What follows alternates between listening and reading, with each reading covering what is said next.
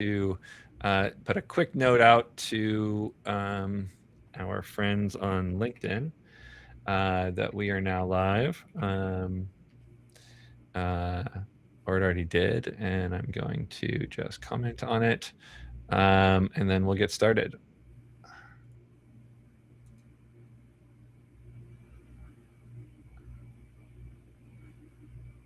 don't see it here, but I will post.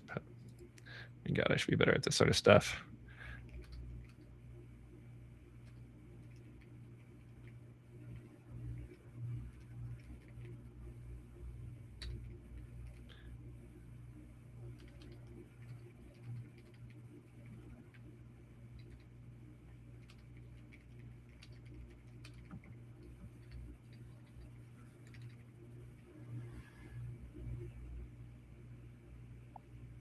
All right.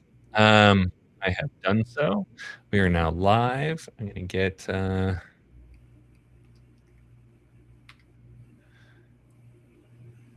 thing going over here. First ever. Mute that. All right. Great. I like to have some things over on my second screen.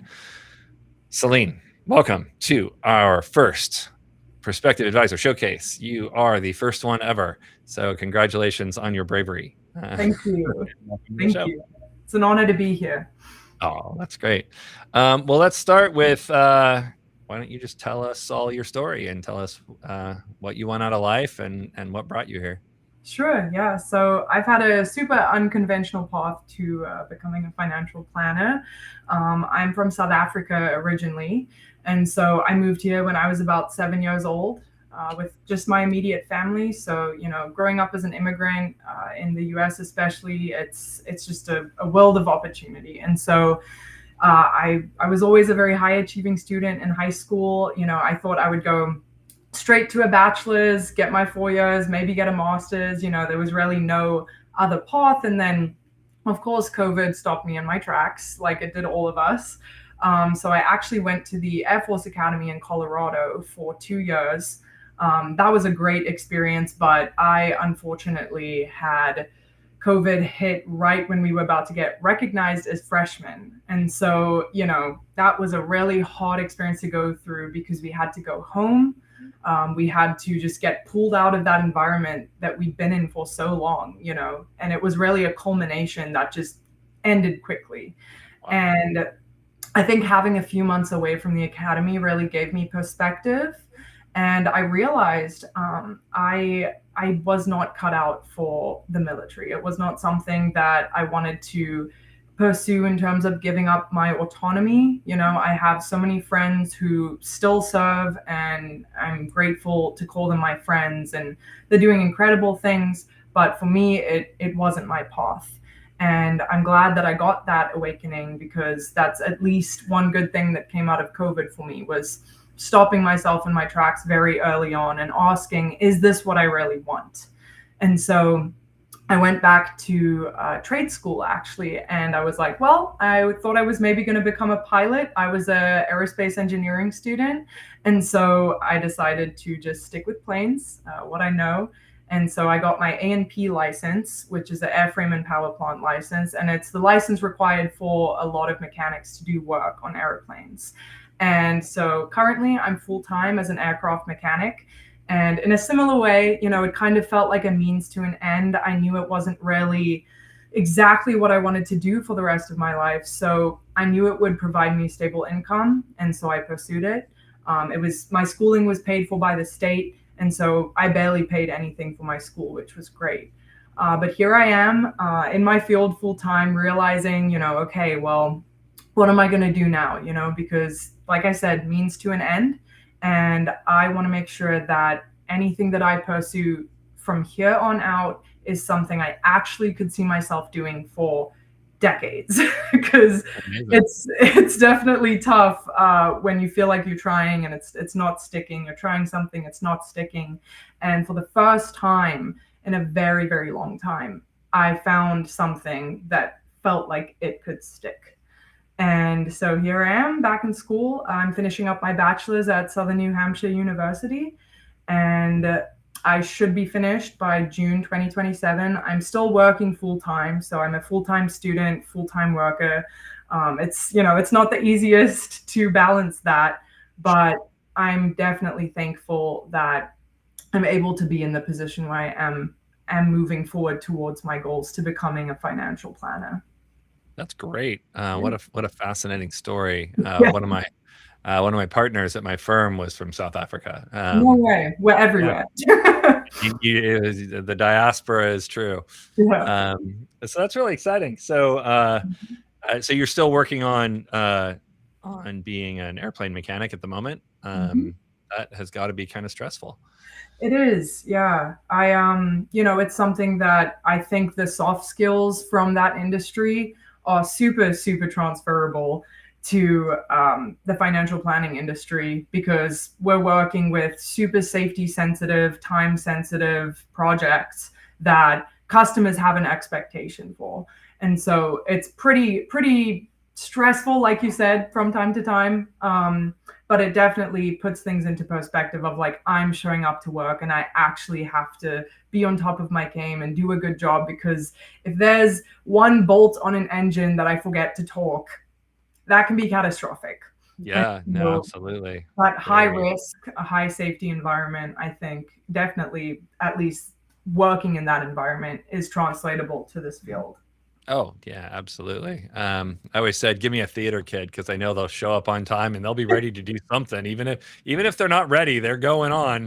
Right. And I think in what you're doing, it has a very similar kind of mentality. Like, well, it's Yeah, got to get done, and we can't make it be wrong absolutely. ever, right? Yes. That quality control is probably about one of the most important things. Yeah, I have a good absolutely. friend who was a seamstress at SpaceX making spacesuits, and she said it was the most anxiety producing job she could ever have because every time you're putting one little piece together, you're like, Yeah, this fails, I killed somebody, and that's a lot. I don't yeah, there's nothing I do in life that someone might die, yeah, period. Like nothing, maybe driving around, you know what I mean? But no, I mean, it's like nothing in my professional life could result in someone's death, and yes. it's a much more relaxing kind of environment that I imagine you're in.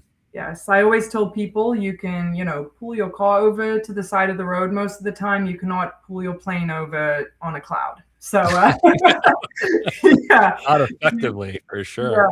for So sure. why what landed you in the financial planning path? Because it's Yeah, it's not an obvious jump. no, no, it isn't. And so that story is also, pretty interesting. Financial planning for me, it started as a hobby, personal finance. When I was at the Air Force Academy as a military cadet, you have USAA, you have all these different companies in your inbox like, hey, here's a credit card, super low rate. Please get this credit card. And too many of my friends I know that jumped straight into brand new cars, and high credit card debt. And I fell prey to a lot of those gimmicks basically. And so I just decided, when I was a struggling student in college after the Air Force Academy, when my basic needs weren't paid for and I had to meet them, I decided I needed to basically get my numbers straight. And so, I built this entire financial planning summary with monthly cash flows and goal planning and all of those things. And you could not peel me away from the screen. I just wanted to do that all day. It probably Fair. became borderline unhealthy at one point. I had people tell me, hey, Celine, budgeting isn't a hobby if you're doing it all the time. That's Well, probably there's other things you can maybe micromanage elsewhere. So I decided, I was like, okay, well, I wonder, what kind of, because I had heard of finance, I'd heard of business. I knew that I had friends studying both, but they were such big concepts that really didn't have any, ground for me. And so I used Google, I used the internet to explore, and I came across financial planning. And seeing the CFP especially, I was like, okay, well, I'm familiar with big certificates and big licenses. My A&P, I had to take 15 tests to get certified. Wow. And so it wasn't, it wasn't a slight little test that I passed once. So seeing that commitment and the experience hours required and all of that, I realized it would be a huge commitment. So naturally, having just come through a big licensure, I kind of took a step back and I explored some other things. I dipped my toes in software development, data analytics, all fields that are pretty relevant to financial planning, in terms of the tools that you use. So I still learned a lot. I got some experience with like SQL, MongoDB, a lot of those sorts of categorizing and ordering tools.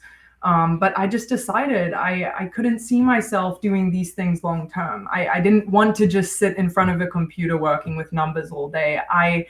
Those fields for me were missing that interpersonal aspect. And so I just kept coming back to financial planning. I was like, it's a field with the numbers, but it's a field where you are making that impact. You are affecting people in a positive way. And that's really what drove it for me. That's great. So quick question. So you're in school now. Ultimately, you're going to graduate and be looking for a full-time position as you change careers. Yes. Do you have a specific geography in mind? Do you need to stay local? Are you willing to relocate? Like, where in the country can you work ultimately? If they needed someone in person, obviously remote's remote. You could do anything. But if a firm were interested in having you come on board, what's your geography look like? Yeah, so currently I am in Greenville, South Carolina. So that's the upstate. I would be willing to relocate, but in terms of a timeline, I wouldn't be able to do that probably for about 4 to 5 years. So for me personally, I'd really need a remote job if it was out of state, or a firm that's more local to the Greenville or upstate area in South Carolina. Okay. Good to know. So anyone watching this, keep that in mind. So remote's good, or somewhere in the kind of a couple hours from Greenville, North Carolina. And then you're graduating in, you said next June, so call it a year and a half. And between now and then, are you looking for internships, or if someone offered you like a client service position or something in between now and when you would want to switch over to be at the kind of associate advisor level, are you interested in that, or is that kind of that'd be tough because I'd have to quit my job or whatever? No, I am super fluid. I have a few financial commitments that mean I can't really waver much in terms of income to what I'm making now. Just some people I'm supporting in my life and such. But if a job came up that put me in that direction, that put me in this industry tomorrow, I would take it. I'm forward moving and I'd like to continue that path. That's fantastic. I do want to call out to, we have about 10 people watching us live on YouTube and probably some more on LinkedIn. Feel free to drop any questions into the chat and we'll make sure that Celine answers them. If they're appropriate questions and are good. So what was my next question here? Any other things you're thinking about that you want to mention before I jump in and throw you off with a bunch of other weird questions? Yeah. I really want to know if you've heard of the CFT, the Certified Financial Therapy Certification. Are you familiar with it? The certification itself, no, but the concept of certifications around kind of learning that therapy piece, I think is really important. I think most of the people that are interested in that in my world have gone for the RLP, the Registered Life Planner through the Kinder Institute. But anything that incorporates therapeutic methods into financial planning, I think is a huge plus. Are you working on that yourself? So it's something that I definitely, in terms of in addition to the CFP, I would get it probably after the CFP. Because I understand, if you can just get the exam done and work towards that experience, that shows a lot of initiative. Yeah. But with the advent of AI and technology and everything that's sort of being thrown at us to automate processes, I rarely have heard from multiple advisors, multiple companies, that human interpersonal aspect is really what is driving this industry forward. Because if you have robo advisors, if you have all of these softwares that can run the numbers and show you what you need to do in an instant, what's your value proposition? And so that's just something I think about all the time when I'm laying in bed at night wondering about the industry. Yeah, no, Yeah. it's really important. I think, as I think you correctly surmised, the idea of being a number cruncher and having a successful practice is a little outdated. Back in the old days, 20 years ago or whatever, yeah, sure, you could be, help Yeah. someone get some investments and they'd pay you a good amount for that. But the knowledge now is just so prevalent. Everybody Mhm. knows everything. Yeah. And some of these things are solved problems that Right. we can no longer try and help people with because, like, oh, just do that and it'll be fine. Yes. And whatever that is can be done with probably the click of 5 buttons and it's Mhm. done. But they don't, just like me, and the reason I hire an advisor, it isn't because I don't know what to do. It's because I don't do those things. Yes. I know what I'm supposed to do, but I don't know, but I can't make myself do it all the time on a regular basis. And I just The want someone, accountability portion of it too. Yeah, big time, absolutely. right? Or just delegate. I just want someone to do it for me. Like, I don't want to. I don't want to think about it. Just make it happen. Like, go Yeah. use your magic fingers. So, but that ability to kind of think behaviorally about your clients and help them through stuff is really important. So, Yeah. any of those I think are really great. I like the RLP. I haven't looked at the CFT, but I think it sounds cool. Yeah. Or just do lots of go see your own therapist a lot, Yeah. Right. and they will and learn how Yeah. that stuff works. You can, or go get your MFT for that matter, and Mhm. really dive in and become a Yeah. real financial therapist. I think all those things are really important. Yeah. I agree.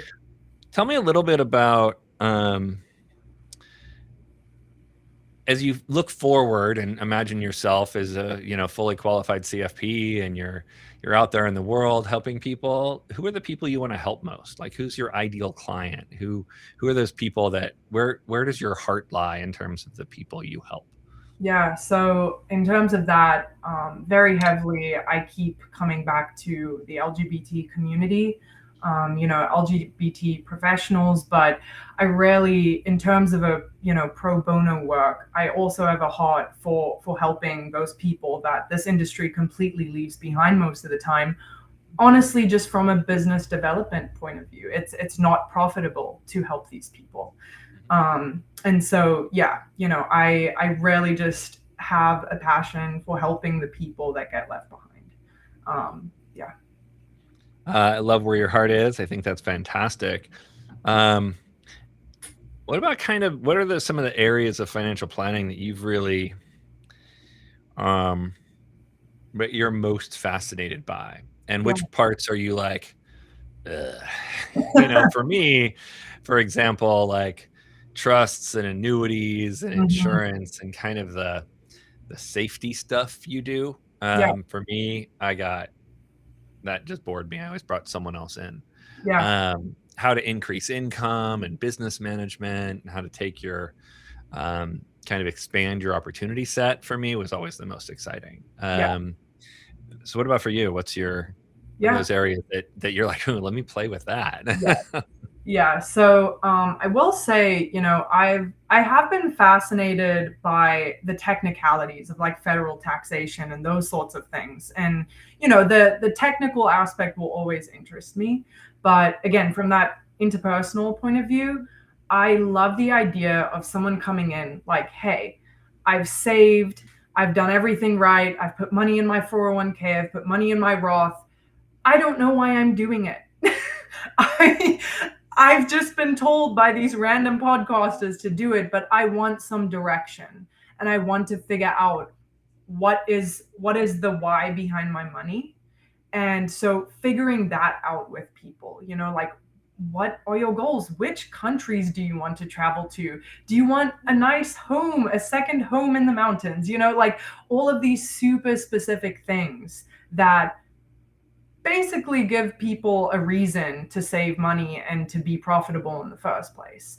I want to unlock that for people. Like that just sounds like, I don't know, it sounds like an incredible opportunity to really get to work with people on that personal level in terms of their financial goals. Amazing. Do you find that you are already a bunch of people's de facto financial planner because everyone just comes to you for money advice because they just can't stop themselves? Yep. I had a friend texting me today about his money, and he was like, you've been such a good influence. I've lowered my spending, and I feel like I've done all these little things to help improve. And I'm just like, that's free. I'm not even getting paid for that, but the satisfaction from just like, wow, I said some things and they took it to heart and they thought it was important and they made it happen. Like that's so satisfying for me at the end of the day. Yeah, I was. It's amazing when you talk to financial advisors, young, old, experienced, new, and you ask like, before you were a financial advisor, were you really a financial advisor? And almost all of them are like, yep, I just can't stop myself, so I figured I'd do it all the time anyway, right? So I think um, that is fantastic. Yeah.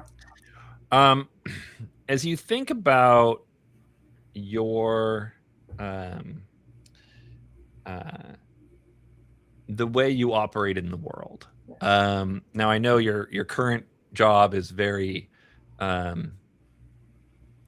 have to be very careful, right? You have to be very diligent.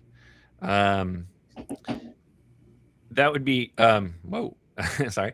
That would be very difficult for me. I am not a diligent and careful person. I'm a very fast moving person. I Yes. go uh, I go 100 miles an hour. I'm very Yeah. fast start. I see what needs to be done, and by the time anyone else notices, I've already fixed it or I messed it up, and then everyone's mad at me. But it's done Right. before anyone notices. So I'm fast but less prudent, Hmm. as opposed to prudent and fast, and not fast. Where do you fall on that spectrum? Like, Yes. if it was get an answer fast or get the right answer, even though it takes a little longer, or where do you kind of fall naturally on that divide? Obviously, we all have to meet the needs of our job or whatever, but like, where do you tend to lie? Yeah, so I've always leaned towards, I'm going to research a problem so deeply, probably too deeply, and then come by my decision. I am not an impulsive person when it comes to just deciding to do something. Right? It took me a year and a half to come to settling on starting the program for financial planning. I actually, my business class, I had to take some like personality tests and those sorts of things, which I love a metric, right? As most financial planners do. But I fall towards, from a leadership perspective, I also fall towards the democratic style of leadership. I want input from other people, and that's reflected in how I've approached this process of landing in this industry. I've connected with people on LinkedIn. I've chatted probably collectively over 20 to 25 hours with CFPs, just one on one. I've been so amazed at how willing people are to talk in this industry. There's a black box in so many industries about secrets and how to get in and who to know and what to do, and people in this industry, they just want to share the good news, right? Absolutely. So It's I very yeah, this industry. I'm amazed at how much people share, yes. especially with people new to the industry. But Yeah. sometimes just you're referring clients to your friends, they're referring them to you. It's Yeah, just I've already done it's that. Yep. yeah, it's so collaborative here in our space, especially on the RAA side of the Yes. business. It's amazing. And I lean towards that side for sure. Sure. Mhm. With all the people I've spoken with, I've had I've had some incredible conversations on both sides of the spectrum, smaller RIAs, more working with BDs and focusing on insurance and, that side of things. And I just keep coming back to the smaller fee only RIAs because they they seem to rarely be doing it for the reasons that I am doing it, and when Yep. you talk about the parallel missions and the parallel visions of like what this field is about, that's where my heart seems to lie. So. Love it. I love it. So we'll kind of close out. We got a couple minutes left, but I want to close out by just hearing more about who you are outside of work and learning. I think you had mentioned casually to me before we got on that you make music, but what else in your life, or talk about that, or anything else in your life that defines kind of who you are in your Yeah, identity? Like for sure. music is such an amazing crossover into financial planning. Actually, a Yeah. huge number of musicians end up becoming financial planners. Yeah, so Um, I think yeah. it really melds that like technical and creative because Mhm. you're not a good musician if you don't practice, and Sure. you need that bit of creative spark, but you're not going to pick up a guitar and be amazing just because you're Right. creative. Totally. But yeah, I make music sometimes. I do music production. I actually am going to look at a cello tomorrow because I want to pick that back up. Um, Wow. I learned as a child, and it's something I've been wanting to get back into. But yeah, I've spent my whole life just kind of accruing hobbies. Everything in the world fascinates me, and so I play lacrosse, I play tennis. I love to travel. Recently, I went to Greece. I went to France a couple years ago, and I love to learn languages. I'm bilingual, so I speak English and Afrikaans, and then I have studied French and Russian as well. And Amazing. for me, when people say if money wasn't an object, what would you do? I would just become a polyglot. I think that I would spend all day studying languages. On the same thing that drives me from a financial planning point of view, it sort of drives me with language. It's like if you can learn a language, you unlock a culture, you unlock people. Um, so yeah, that's a huge passion for me as well. I love snowboarding, skateboarding, all over the spectrum in terms of those sorts of things. Amazing. I love to volunteer in my local community at Meals on Wheels. I have a lot of people who I know that work there, and so that's a big organization that I'm involved with. And yeah, I just wish I had more time most of the time because there's a lot of things to do and I want to do all of it. I bet.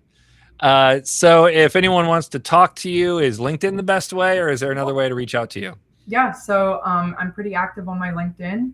I would love to connect with whoever is potentially interested, even just to chat. Again, I love to talk. I love to talk with people, and so yeah, that's a great way to reach me. All right. Love that. And in our final couple minutes, uh, who are some of your like dream firms out there that if you could work for, that you would be like, okay, I don't care what it is, I'm doing it. Yeah.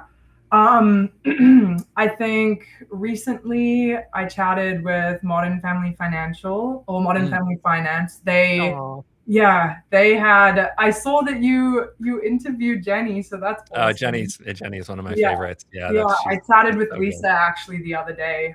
So that was so awesome. Um, and then, God, there's just so many. Anyone who's working with like LGBT professionals, tech professionals are pretty interesting to me as well, because that's obviously such a huge industry. Yeah, I would love to work with anyone who is willing to work with me, and that fee only RIA. That's kind of the route that I want to go. I'm looking at Love it. applying to the residency at Mm, Cornerstone Wealth, and so that's great. potentially up and coming, hopefully too. Awesome. Well, if you're one of those firms, someone loves you. All right. Thank you so much for being on. I really appreciate it. I'm so glad we could show you off to all the people who will be watching. And again, really appreciate you being here and spending your time with me. Of course, thank you, JD. I appreciate the opportunity. Oh, of course. Now, I don't know how we're going to get you out and our next candidate coming in, but I think our producer will handle that in just a second. So, bye. And then maybe Perfect. you'll disappear, maybe you won't. I don't know how this works. Thank you.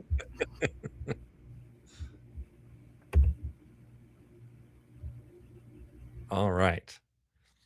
All right. Thanks, everyone. Hello. Hi, JD. How are you? Oh, pretty good. Oh, your Glad to mic be is here. There you go. Perfect. Welcome to the show as one of our prospective financial advisors. Jose, you want to introduce yourself and tell us your story? Sure, definitely. First of all, thank you for this opportunity, JD. I am a career changer. Um, I would say my interest and passion in personal finance started when I was a kid. My father, an immigrant from Mexico, had a lot of great sayings, and one of them, when I was a kid, he said, "Son, it's not how much you make, but it's how much you save." And that really Mhm. stuck with me, and it kind of brought on this idea of, living below your means, if you will. I think that was kind of the seed towards my interest in personal finance. And then Sure. fast forward, one of the first in my family to graduate from college, studied industrial engineering and operations research, so engineering, kind of a technical background. And when I got my first job out of college, I realized that I didn't know how to invest per se. My family wasn't very sophisticated. Probably the most sophisticated financial product was a certificate of deposit. So I realized that I needed to learn more about investing for myself and for my future. So started reading. I became a podcast junkie, and I just learned as much as I could about personal finance. And I realized that one, I had a natural affinity towards personal finance, and two, a passion for it. So um, over the years, I worked first in the private sector, then the federal government. I realized that I liked this stuff so much. I liked helping people with questions around personal finance, and I worked for the federal government, the Government Accountability Officer, GAO, and I decided to put together a financial planning 101 brown bag with some of my coworkers in the office. Went Sure. really well, and after that, everyone knew that if they had questions about personal finance, they had to come to Jose. So I was sort of I would call myself, pseudo financial planner already, and I just loved it. People would say, "Hey, is there a problem asking you a question about person?" I said, "No, no, no. I love doing it. It's like a puzzle to me." So I'll just give you one example. One of my coworkers a couple of years ago reached out to me, and she and her husband were going to meet a financial planner, and she said, "Well, before they met with the financial, she knew I knew a lot about it, so she asked if she could talk to me." I said, "Sure." So we talked about an hour, ran the gamut. We talked about retirement, investments, insurance, education, and after the discussion with her, she said a couple of things. She said, "Jose, first of all, I don't think I need to talk to a financial planner anymore. You answered all my questions. And second of all, please become a CFP. I'll be your first client." Oh, So wow. that sort of, instilled in me that, hey, I'm on the right path. So right before I was going to retire from the federal government, I decided that I wanted to make financial planning my next endeavor, if you will. That I wasn't ready to just retire. I was ready to do something else that I'm Mhm. passionate about. So I decided that this was going to be the career that I was going to achieve towards. So immediately after I retired, I was fortunate to get an internship with a wealth management firm by the name of Abacus Wealth Partners out of Santa Monica, California. Yeah, I know him a little bit. Yeah, definitely. I The only reason I got that internship was through a program called BLX, and I'm sure if you're familiar with that, JD, but BLX is a program to try to get more people of color into financial planning, Yeah. and it started after the George Floyd incident Yeah, back in yeah. the I just so you know, because I kind of joked about it a second ago. I was the president of Abacus for until 2023. So I think I probably missed you by about a year. And Did you I say started Abacus? to be yeah, I ran the firm for a long time. Abacus And Wealth Partners out yeah, of yeah. Oh, Mhm. okay, JG. Yeah, I think I Yeah, I missed you left 'cause at the beginning of 2023, and I okay, started the BLX internship program there back in the day. gotcha. Yeah, I was there in 2024. I did the internship Yeah, with yeah. So you just Abacus missed and you French. by a year. I So just missed you there. Yeah, yeah, great yeah. firm, by the way. So, Thanks. after the internship, I decided, hey, I better put my money where my mouth is, and if I really want to become a CFP, I need to get the education program out of the way. So I did the education program through the Boston Institute of Finance, BIF. Finished that last April. And then I was planning to take the July CFP exam, but then I found out about this program called the Amplified Planning Externship, Oh which yeah, of was where I met you, or course. JD, and decided to do the externship last summer. Great program. Did that, and I was amazed at your marathon session. I couldn't keep up Oh with yeah, you. Yeah, I just amazing. So finished that program and then started studying for the CFP exam and took it in November and passed it. So happy to amazing. be in the position that I am now and ready to work with a firm and get those experience hours so that I can become a CFP. So that's kind of That's where I am great. in terms of my story. Yeah, that answers that question. And you have the Abacus seal of approval, so I know you've been through their program, so I certainly know what you're capable of. Thank you. Um, that's a good bit of status for your resume. Yes. Um, so as you're looking, you're available now for work, I assume. Yes, I am. And what about location or relocation? Do you need it aside from remote work, which obviously can be done anywhere? But do you have, if you had to be in person, is there a location that you can work in, and are you willing to relocate for the right opportunity? Yeah. Location I can work in is the San Francisco Bay Area. Okay. And given my position in life, I not in the position to relocate at this point. Not really relocating. I totally Yeah. understand. All right. So anywhere within an hour or so, or maybe a little further from San Francisco, Yep. available for in person. Otherwise, remote is always easy Yes. enough. Great. So uh, tell me a little bit about your ambition. What do given this is a career shift for you Mhm. and I think about it as like as I think about my career in particular I think about it as kind of a third chapter and probably final chapter for me in working. I'm doing now this thing that I'm doing.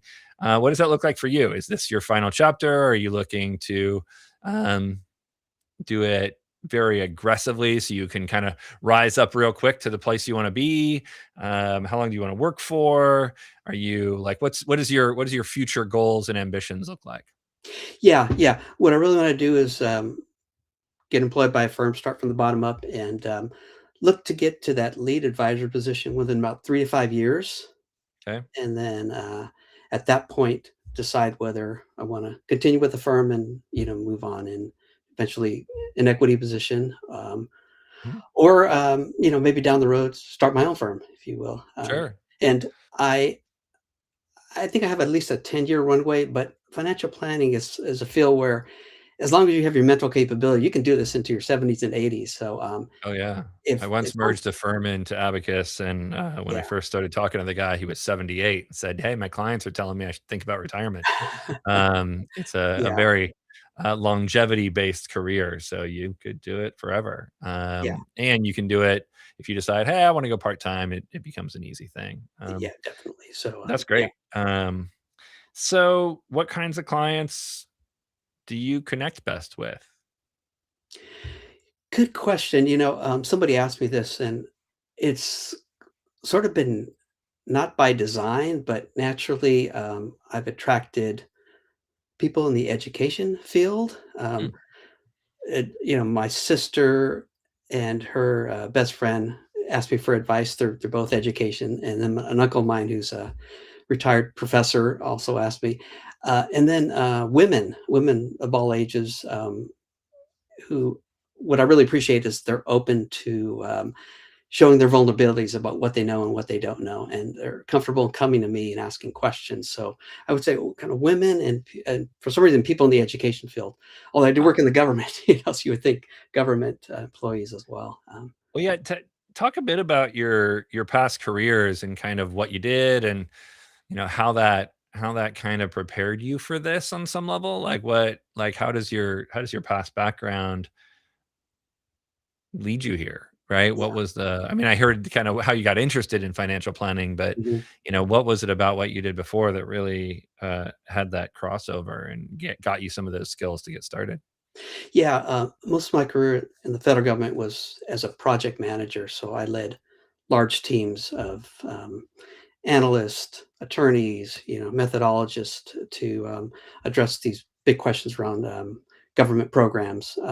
So working in a collaborative environment, because these reviews were pretty long and intensive, so having to use different skills within the organization to address these reviews. So that collaboration was very important.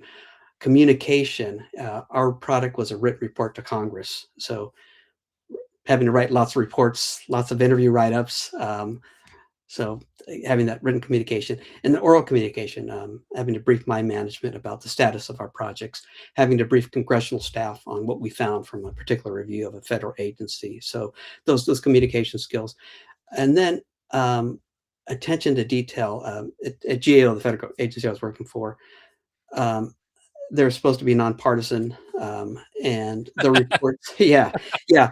Uh, so they really put emphasis on making sure the every word in the report has support, and somebody independent of the team would actually ensure that that word or the sentence would be supported by something. So that attention to detail was very important.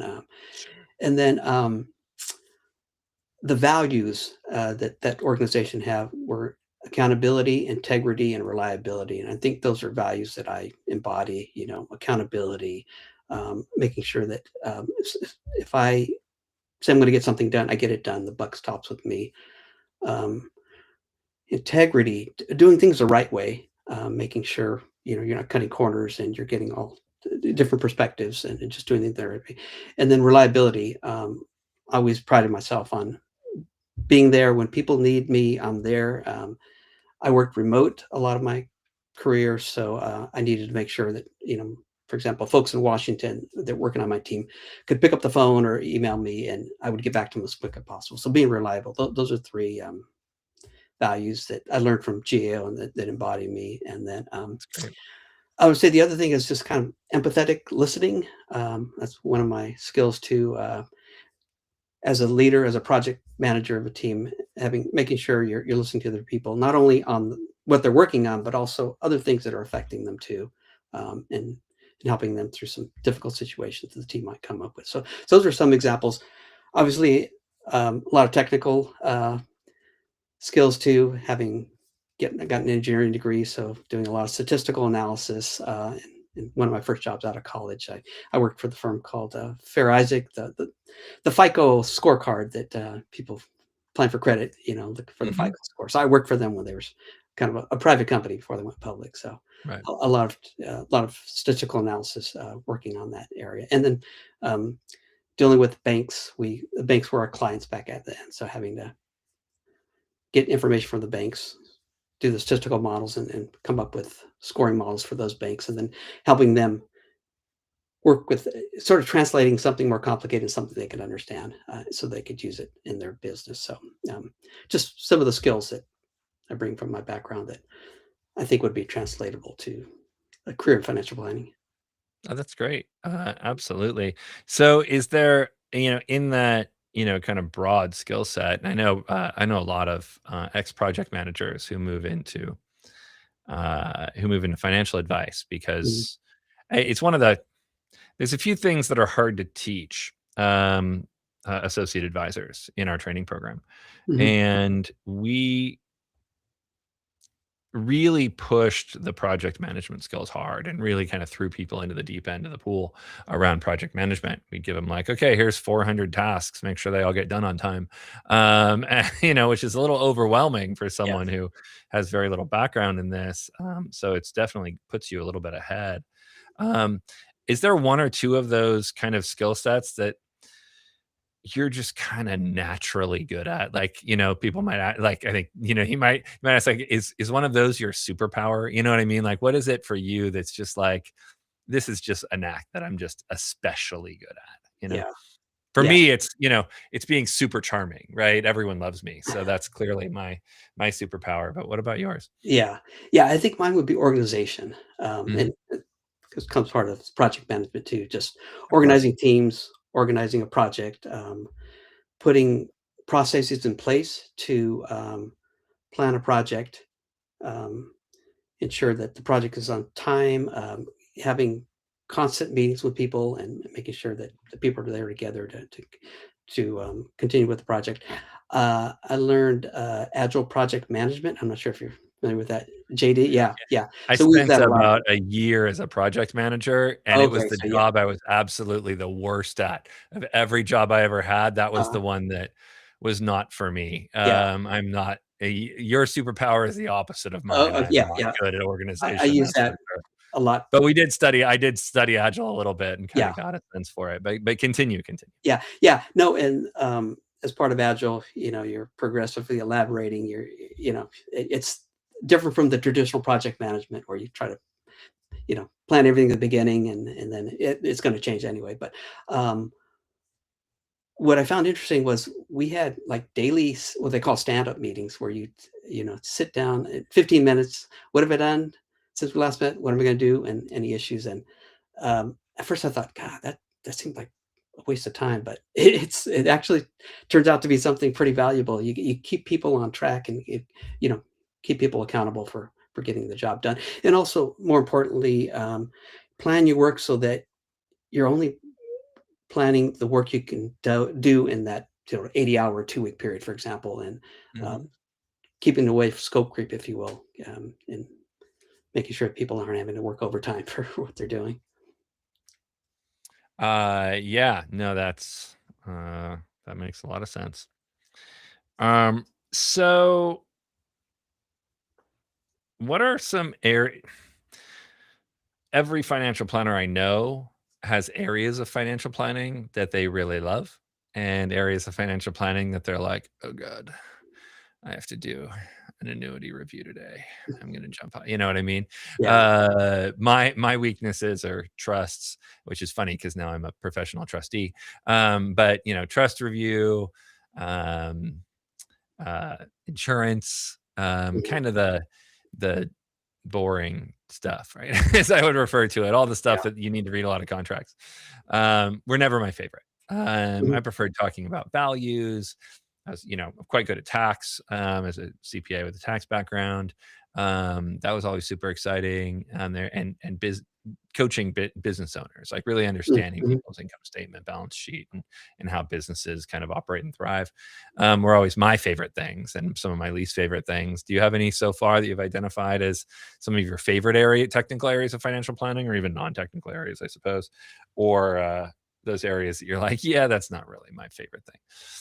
Yeah, technical areas, I would say retirement planning, seems to be, the one topic that I enjoy and that people are really concerned about, "Hey, am I on track for retirement?" Or, "I just retired, did I do the right thing?" And doing all the analysis behind that, just, looking at their cash flow, looking at, their net worth, their emergency savings, and, trying to determine, "Hey, are they on track, for retirement or not?" Um just going through that process, and when you get to the point where you can tell people, "Hey, you're good," just to see the stress released from them, you can hear it in their voice and in the comments they give you. That was one of my um, a friend of my sister's reached out to me a couple months ago, and she had just retired, and she was stressed about it, couldn't sleep about it, and she reached out to me, and we had a couple of meetings. I can't get paid, but we met, and I went over her financials, and I said, "Hey, you guys are good to go." In their case, they both had pensions, so covers Much most of easier, all of their yeah. expenses. So they're an They have easy one of case. those rare benefits, always Yeah, good definitely. stuff. Yeah. So retirement planning, I'd say, is one area that I'm, really particularly interested in. I find that fascinating. Um, I would say the topic that maybe I'm least interested is probably insurance, but more kind of the annuity area. And, for example, if you have to do a review of an annuity product that somebody bought that may not be in their best interest, and having to go through that whole package to figure out what's in there, and, whether or not they can get out of it and when. Yep. Yeah, that Anytime I had one of those, I just called my friend Brian. I'm like, "Brian, can you help me? I'll help you later if you help me now. This is yeah, horrible." yeah, Brian hooked it up. yeah. And, that kind of gets into, unfortunately, some people are sold products that is not in their best interest, and having For to sure. untangle that. Yeah, Um, absolutely. in terms of the non-technical stuff, it's just I really love listening to people with their issues, and then trying to figure out it's like a puzzle to me, how am I going to figure this particular puzzle? Each person is individually uh, unique, if you will, and that part of it just listening to them, and then also seeing the reaction once you've listened to them and you provided them with some guidance that, like I said earlier, you can see the relief literally on their face when they talk to you, or you can hear it in the voice. So yeah, Yeah, those are some no, areas. absolutely. So do you have any dream firms out there that like you'd be kind of fingers crossed for an offer if they saw this and you gotta if a firm reached out to you, who would be your top, 1, 2, 3, 10, however many you have in mind? Like who are those firms you're like, oh God, I hope they have an opening soon. Yeah, yeah. Any particular favorites? I mean, obviously, Abacus, I had a great experience with them, and Yeah, they got a great. great program. So yeah, I definitely would be um, excited to have an opportunity to work with them. Of course. Uh, there's a local firm out here called North Berkeley Wealth Management, a Mhm. smaller RIA. Sure. Yeah, I interviewed with them. Unfortunately, got a job about a year ago, but Amazing. uh, small But you love firm, them. I love their values. Yeah. Both Abacus and North Berkeley, espouse those They values that share an ethos for sure. definitely, yeah. So Mhm. those are two. There's an interesting firm in San Francisco called Abundo Wealth. They're more advice only. Mhm. They're one that I talked to the CEO a couple of months ago. They didn't have any Great. openings, but Awesome. that would be another firm that I'd be looking forward to as well. Awesome. Um, Brighton Jones is another one. Interviewed and Love I didn't them. get a job with them, but Oh, yeah, yeah. Brighton Jones is a fantastic firm. yeah. So those are kind of the probably top four that come to mind. I've interviewed with bigger firms. Sure. EP Wealth and Edelman Financial. Yeah, yeah. Yeah, Some of the big different ballgame. players, but I didn't Yeah, get a sense for your ethos. Some of you know, the more hippie firms, as I'd call them, yeah, definitely. Yeah, seem to yeah, resonate for you. That's great. right. And you're in San Francisco. That's I not grew up in totally that, yeah, surprising. near Berkeley. So, How far you're near Berkeley? How far out of San Francisco would you be willing to go if you only had to go there like 2 or 3 days a week? yeah, I mean, only go like 2 hours. If Okay, so you're willing to go about 2 hours yeah, outside? yeah. Like Abacus has an office in Sebastopol, and when I did Mhm. my internship, I went out there a couple of times. It took about an Yeah, hour yeah, and a for half sure. to get there one way. Yeah, So yeah, no, it's yeah, quite the trek. I've made yeah, that trek yeah. many But times. beautiful office. But Yeah, Fresno's a little far, but I know of a cool opportunity there. So if that ever became possible, you let me know. yeah, And that's great. So, what about outside of work? What are some of your interests, hobbies? Like, what makes you a real person? yeah. I'm a track and field aficionado, and about Hmm, 6 years ago, I decided to become a track and field official, a USA track and field official. So amazing. Oh, that's yeah, fun. yeah. So I officiate primarily college meets at Cal or Stanford, and other meets around the state. So Cool. that's starting up next month, and it'll go through June. So I do that like Oh, a couple of times a month.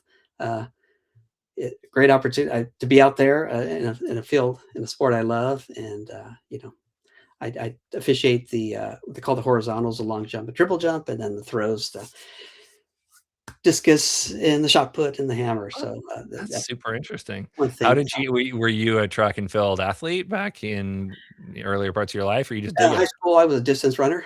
Uh, Okay. so the irony is I'm now officiating events that I didn't even have, take part of, but Yeah, it's just right. Yeah, yeah. but it's just something you've been following your I've been life following and track just and field for age. I love it and get wow, excited when the Olympics amazing. come, and yeah, so excited to take that opportunity. I also try to take care of myself physically. I swim about 3 days a week, run and bike a couple days a week. Love to travel with my family. Over the last 3 years, we've been to Japan, Italy, and the Philippines, and have a trip planned this year too.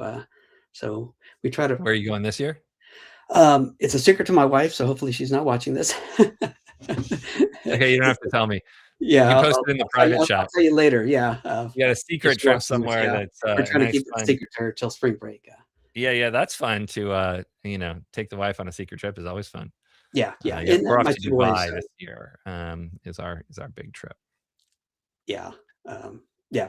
We just love travel, and have two boys that are in college, and they're still traveling with us, so we're taking advantage of that. Well, they still Oh want yeah, to, and of yeah. course, Easy time mom and dad before pay they're for all it. They're not gonna. constrained. Yeah, of course.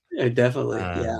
no, that's great. So, is there anything else you want people to know? We have a few minutes left, so I just want to make sure you have the opportunity to, you know, make sure everybody that might be interested in hiring you has now seen you here Yeah. and here's everything they need to hear about you. Yeah, I would say I'm extremely passionate about this industry, and looking forward to getting the opportunity to not only join the industry and learn, but also provide my skills from my 30 some odd years in working professionally. Um, so just looking for that opportunity, that one firm to give me that chance to show what I can offer to you, and Show what you can I offer. won't disappoint you.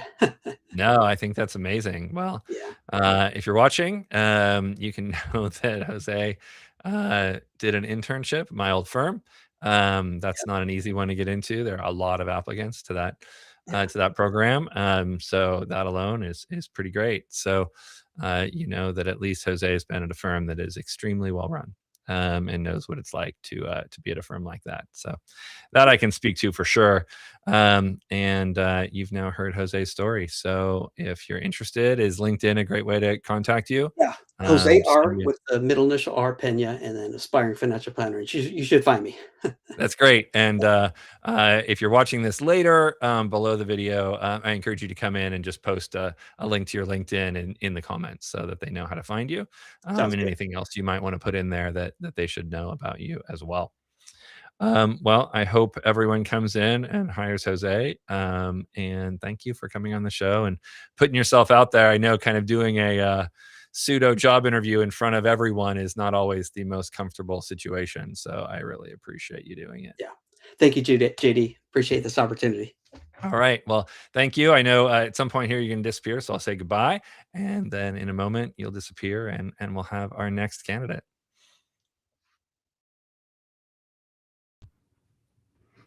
All right. It's great having a producer because everything just magically happens in front of me. Love Hi, that, Chad. right? Nice to see you. Yeah, great to see you Welcome too. to the show. And thank you for your courage in doing this rather insane idea that I had to showcase some advisors in public. All right. Well, let's start with you introducing yourself and telling us your story.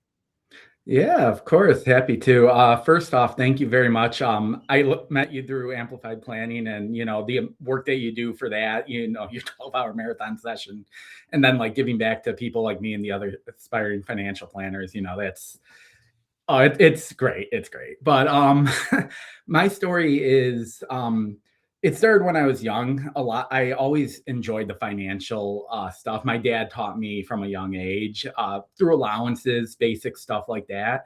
I kind of remember when I was at a festival with him. He gave me an allotment for the weekend. I spent it all within like the first like couple hours on some games, and he did not give me another dime. So the rest of the weekend, luckily I should say I had grandma and grandpa come in and give me a little bit of money, so I wasn't alone sitting there. But it was a very valuable financial lesson. You got to be careful with your money and whatnot. But moving on from there, I always had him kind of backing me up. So when I started my first job in high school at Walgreens, he told me to put money into a 401k. Said a little bit helped. So even as a minimum wage employee, I started up my 401k at the age of 17. Most people don't do that right away. I did, that's for sure. Right.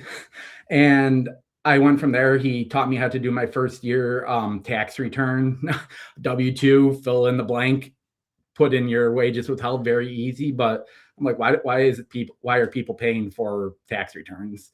So that just was like reinforcing that. But then I'm like, oh, these get a little bit more complicated. I understand why people pay for them. While moving forward, I had this idea of, hey, I could do this. I could be a financial planner. And then the same person who taught me this stuff, my dad, kind of chased me away. He's like, all financial planners do is they sell insurance. And not to knock insurance planners because it is highly needed, but I knew that's not what I wanted to do. So I got chased away. I went into accounting instead, specifically internal audit. I got my bachelor's and master's in accounting. Was going to sit for the CPA, and then I learned I didn't need it as an internal auditor. I kind of, a little bit of regret on that decision. Maybe someday I'll go back for it after the CFP. But I went through that. I was in public accounting at RSM for about 5 years. And that's when like I had a life event that kind of really pushed me towards this. So my father passed away in 2022. And he luckily, it was sudden, it was unplanned. I was actually traveling for work and I came back home. Luckily, he had a will, he had everything in place. So I was able to focus on, grieving, being emotionally available. But there were certain things that I noticed that didn't get properly put in place. The bank we used, where he had a lot of cash in it, they never transferred over as beneficiary. They were bought out twice. So I almost had to go through probate for money that I told them he had a beneficiary. So I'm like, okay, there's issues here. There's like maybe he should check on this, but at the same time, there's these little things you don't think about in your day to day. And so that was kind of a kick in the pants for me. I was able to kind of work through that. I learned about the small state affidavit, pushed through that, didn't have to go through probate. And then not even a year later, I took some time off work, was ready to go back to RSM, and my mom was diagnosed with pancreatic cancer. So in a 2-year period, I lost both my parents, but one was sudden and my mom was a little bit more prolonged, still very quick, about 5 months. Wow. And so it was, luckily I had what my dad left me. I was able to take off work again.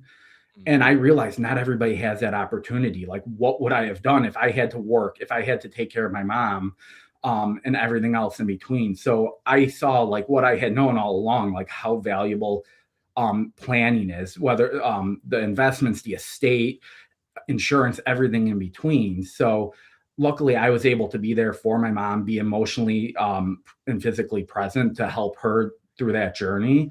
My wife, as gracious as she was, we were going to get married December that year.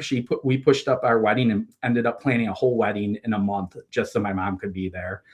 And it was amazing. I got to have my first dance and with her, or the mother son dance with her. And that's the stuff that's important is, being there for family, and the financial stuff helps support that. But like I said, not everybody has that. So over the years, I knew this is something I was highly interested in. I've read articles, I listened to podcasts, and I knew it was about time to make that jump. But after dealing with my mom, I got an offer from a coworker, went back into the internal audit world. I'm like, after spending all my years in college doing that, I couldn't just give it up right away. I realized it wasn't for me. Another year of it, I'm good at it, I can do it, but it wasn't my passion. I knew I wanted to help people, help individuals achieve, their goals, realize their values and live them. And so at the end of early 2025, I dove into the deep end of the pool, if you will. I put in my notes at the end of 2024 that I'd work a couple more months, get us through the busy season at my company, not leave my manager high and dry. And then I took the dive. I started taking classes at DePaul University here in Illinois for the financial planning certificate. I joined FPA of Illinois, their mentorship program, which has been great. My mentor, he has brought me on as a part-time paraplanner, so I started getting that real world experience. Oh, great. Yeah, it's amazing. And so call out to Greg Kernick at Pen Planning, but like just everybody else, like everybody in the industry is just so gracious with their time. And that's what I love. He's introduced me to other people that have shared with me how their firms work. And from them, I just keep forming those connections, which has been amazing. But which kind of pushed me towards going to 3 conferences last year. I went to the FPA National, I went to the CFP Board Annual Conference, and I went to FPA Illinois Conference for Advanced Planning. So, and the learning's great, but meeting the people, connecting and learning from them, learning from the people who have experience has been amazing. So I just keep trying to push and do more. Right now, I'm working towards my enrolled age, and I've passed parts 1 and 3. I'm taking part 2 this upcoming Monday. So hopefully I'll be an enrolled agent very soon here.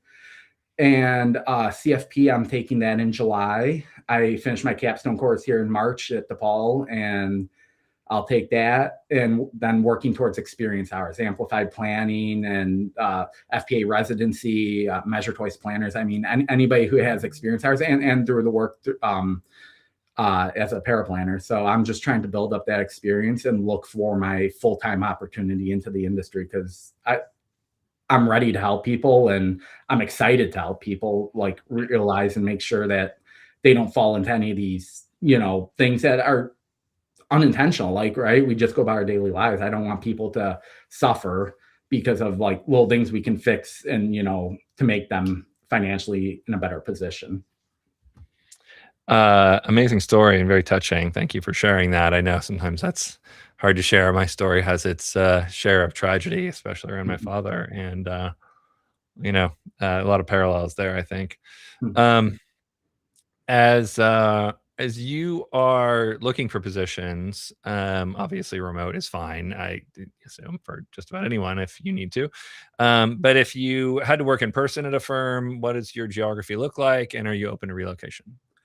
So I am not open to relocation. I currently live in Naperville, Illinois, so south suburbs of Chicago, and family is of the utmost importance to my wife and I. Her parents live in an hour away. My aunt and uncle and a lot of my family is an hour away. So being in the Illinois area, whether working in person, which I love to do, meeting people in person, or remote as well, is great. All right, so about an hour or 2 out of Naperville could work for you. I don't know how close that is to Chicago or Chicago's about an hour. I mean, preferably, I've done the commute. I would prefer something more in the suburbs, but I'm not opposed to something in Chicago as well. Okay, cool. Sounds great. Good to know. So if you're watching, now you know. Let's talk about your let's talk about your ambitions. What do you want?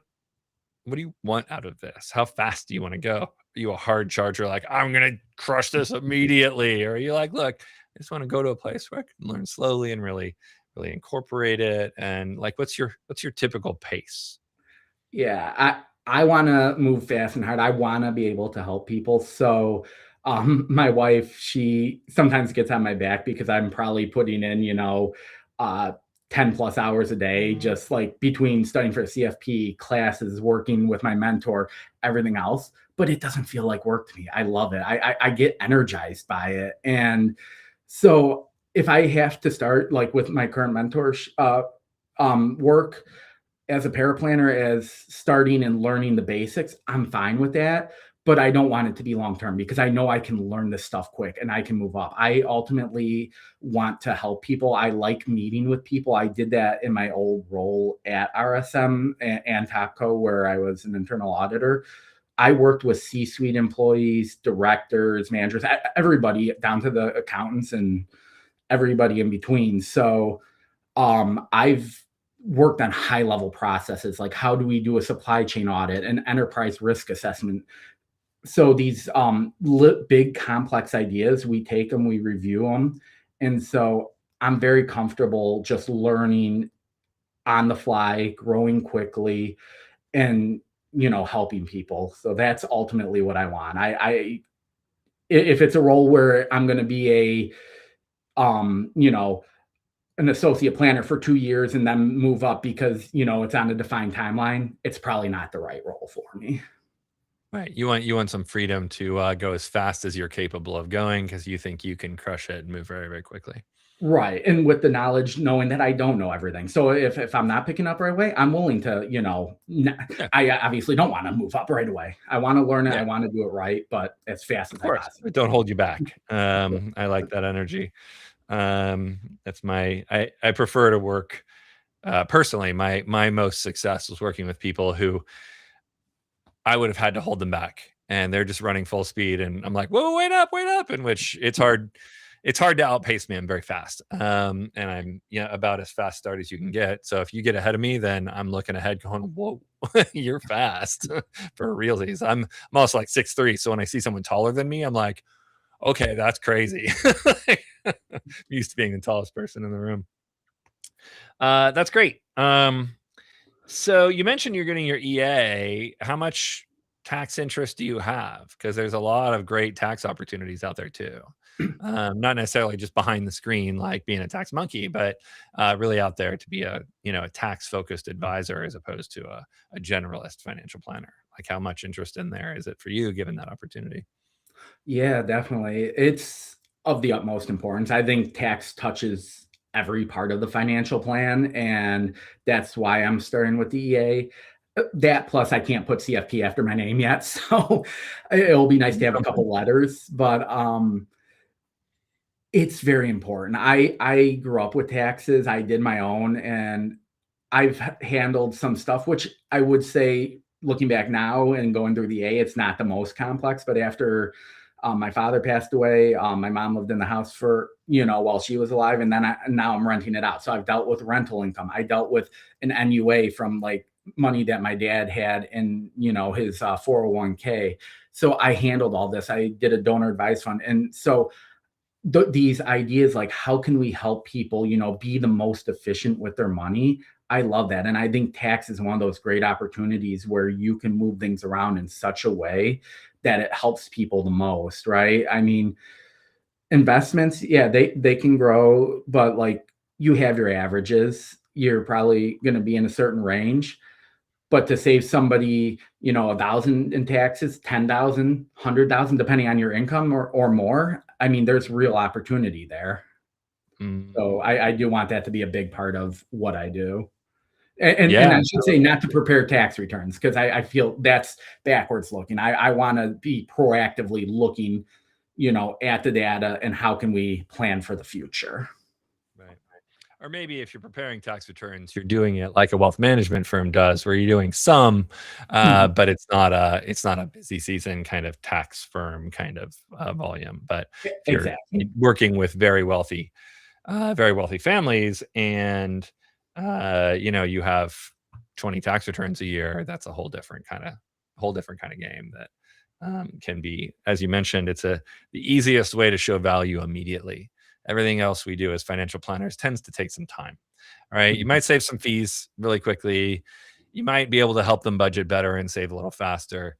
But you really want to create some value right away, save them a couple percentage points on their tax bill. And that's an easy one to point to and say, look how smart I am. That's always a good place to focus. It's amazing how many financial planners just don't even really focus on the tax return. They don't necessarily review it every year. It's pretty amazing. Mm-hmm. Yes. Not the good ones, but definitely if you're a financial planner and you hear that and you're like, I don't review the tax return every year, then, I'm calling you out right now. You got to get on that. Yeah, run away. Even if you're not the best at it, get Holistiplan or do something, have the system do it for you and understand it. Or just get good. You know what I mean? Study. I think it's a really important aspect of financial planning. I agree with you. Mm-hmm. So who are as you think about, if you're looking at different firms and aligning yourself to different firms, and you see firms with different niches out there that talk to different kinds of people, what's yours? Like, what's your ideal client look like? Obviously you're going to work with the people you work with, and you may not even know, like, I'm not asking you to like pick a niche, but like, who are those people that like, when you work with them, it's like, okay, these are my people. These are the people that I definitely work with. Mine ended up being, surprisingly, I never thought this would be true, but it was old widows and like Burning Man inheritors. Those were my people. And people would ask me like, what's the common thread there? I'm like, oh, well, none of them ask me to justify my advice. They don't want to look at the details, and they just do anything I tell them to do without asking for backup and reasons. I don't have to prove anything with them. So really, I'm just bossy. And so I want people who just listen to me and just do whatever I say. And that's the two communities that seem to fit that. But so for you, what's your ideal client look like?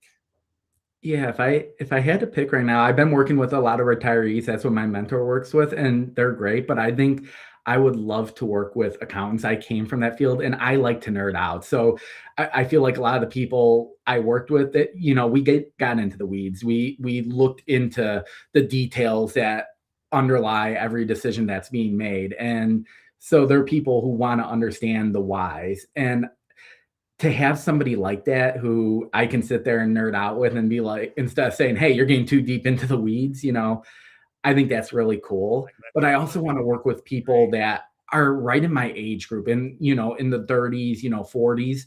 The sandwich generation, because I see it. Like, both of my parents have passed, but what my wife and I are working towards starting a family. So what if we had a kid at the time my mom was diagnosed with cancer, and we were taking care of a kid and we were taking care of her and dealing with work and everything else in between? How would that have looked? And I understand there's a lot of people who do that. And so I want to help the sandwich generation, the people who are ambitious and working up, but they might have, 3 generations, themselves, a kid, and their parents to help out maybe in the future.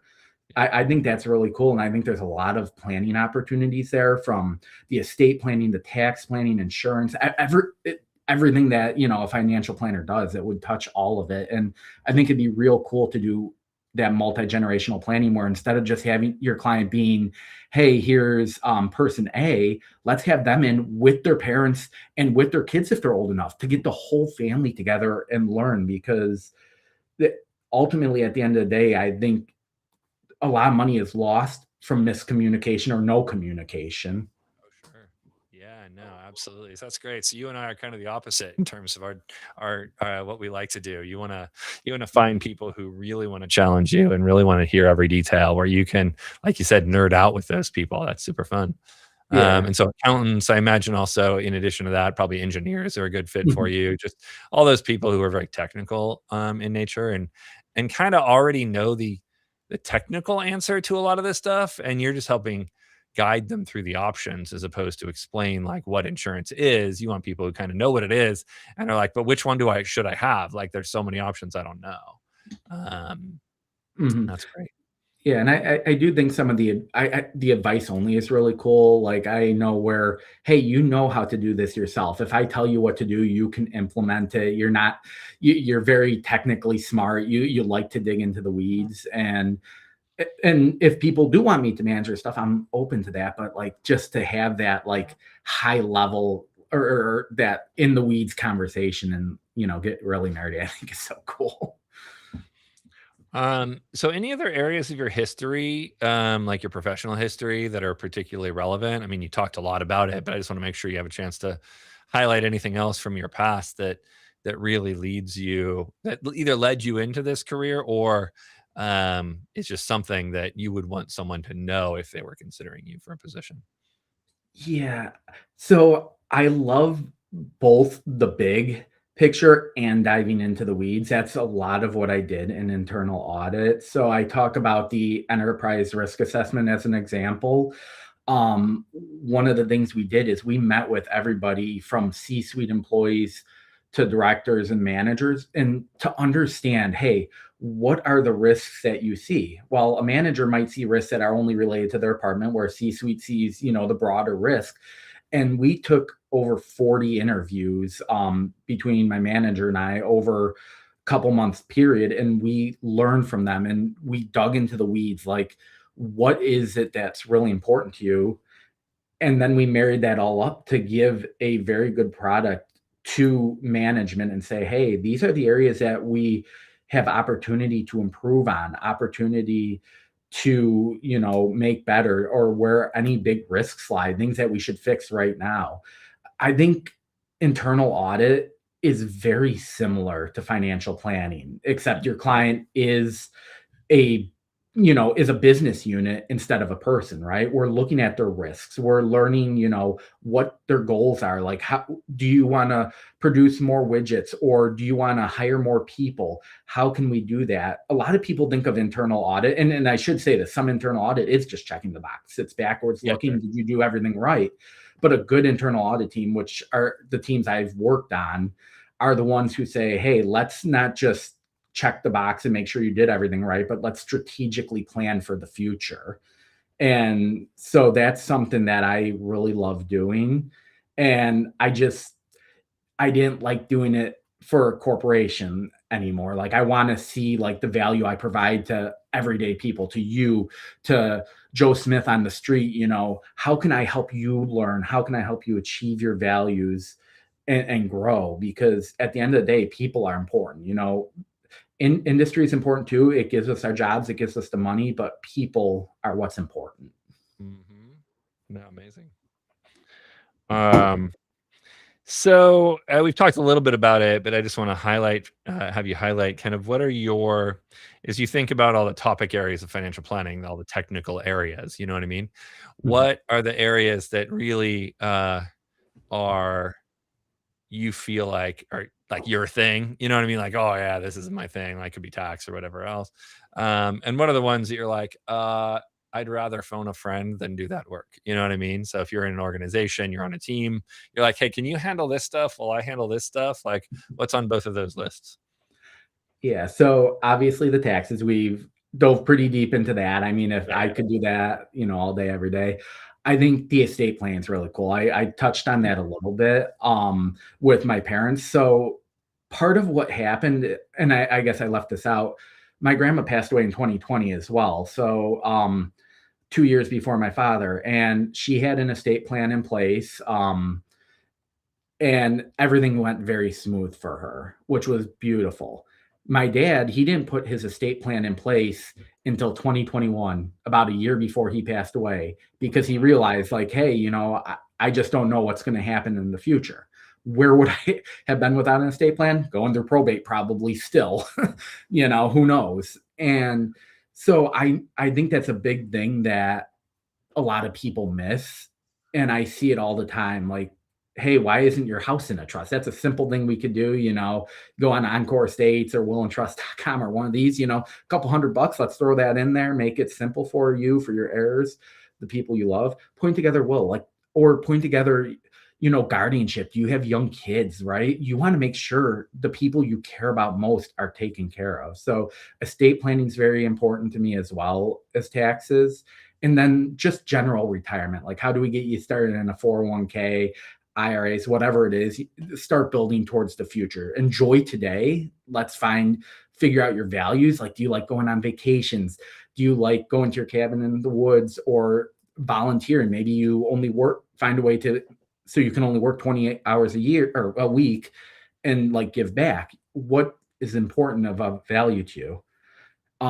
Those are the areas I really like. The things I don't like, as I kind of mentioned earlier, and I would give to somebody else, they're still very highly important. It's the insurance and annuities. I understand they have their place, they have their value. It's not the area, and I think they're a big part of a financial plan, but it's not what I prefer to focus on. I would much rather farm those out to somebody else. And same with the investments. I think investing is cool, but picking a portfolio of, hey, do we put some money in US stocks versus foreign versus a little bit of alternatives, bonds, all that's important, but computers do that nowadays too, right? I mean, we can get a passive portfolio and, put it in there, reallocate yearly, quarterly, whatever need be, but it doesn't need to be complicated. I love that. Yeah, the investment part was never my passion either. I'm like, just tell me what I'm supposed to say, and then I'll just go say that. And that's fine. I can leave it alone. So, dream firms. Do you have some firms out there that are like, if they gave you an offer, you're like, oh, please let me work for you? Yeah. So anybody who's willing to let me learn and grow, kind of like we talked about earlier, but yeah, we're all open to everything, but who are your we're all favorites? open to everything. But I would there is a firm in Naperville. I've been talking to them. If they're listening, I'll even shoot this to them later. Model Wealth. Randy runs Alex Offerman. Like I met with them, and they do like hourly based financial planning, and it's more at the people getting close to retirement or in the retirement level, but they've been great with their time. I know they're very busy and they're looking to grow. And I just like the model they have. Obviously, right? You don't know everything until you know everything. But if they had an offer, I would probably accept it. Probably, but anybody who is an RIA, I don't envision myself as much in the broker dealer world. Like, I think it would be a stepping stone, honestly, to learn and grow. So if anybody's listening there, but once again, I don't know what I don't know. I could take something like that, learn, I love it, because at the end of the day, I do like working with people. So big groups, people I can bounce ideas off of. And when I don't know something, they're right there. And having big teams can sometimes be conducive to that. Yeah, absolutely. I have lots of friends who are broker dealers, and they're fantastic. I think the broker dealers get a bad rap because there's a lot of people there who aren't great. My highest ranking LinkedIn post was me trash live posting on a conversation that was sitting next to me in a Blue Bottle coffee bar, and because it was hilarious what this guy was saying, I'm like, oh my god, I almost intervened. I'm like, okay, but then I just wanted to enjoy my coffee and go home. But yeah, it's crazy over there sometimes, but there are plenty of great advisors at broker dealers for sure.